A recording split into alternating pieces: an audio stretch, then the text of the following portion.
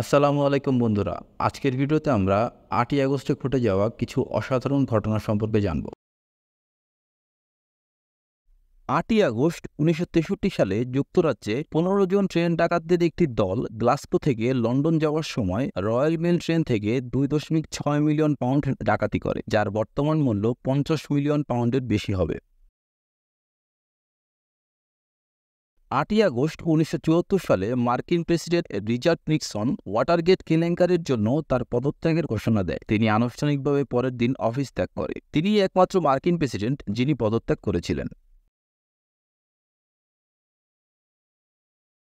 ৮ই August ১৯৪২ সালে দ্বিতীয় বিশ্বযুদ্ধের সময় ভারতীয় কংগ্রেস ভারতের ব্রিটিশ শাসনের অবসানের দাবিতে ভারত ছাড়ো আন্দোলন শুরু করে। এই আন্দোলনটি ছিল ভারতের স্বাধীনতার জন্য একটি গুরুত্বপূর্ণ পদক্ষেপ, যা ১৯৪৭ সালে অর্জিত হয়েছিল।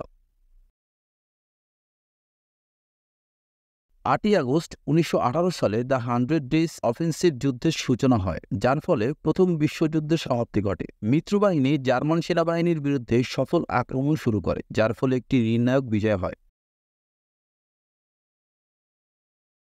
৮ই আগস্ট ১৯৬৭ সালে ব্যাংকক ঘোষণাপত্রে স্বাক্ষরের মাধ্যমে the association of south east Asian Nations প্রতিষ্ঠিত হয়েছিল। এই সংগঠনটির লক্ষ্য ছিল সদস্য রাষ্ট্রগুলোর মধ্যে রাজনৈতিক ও অর্থনৈতিক সহযোগিতা এবং আঞ্চলিক স্থিতিশীলতা বৃদ্ধি করা।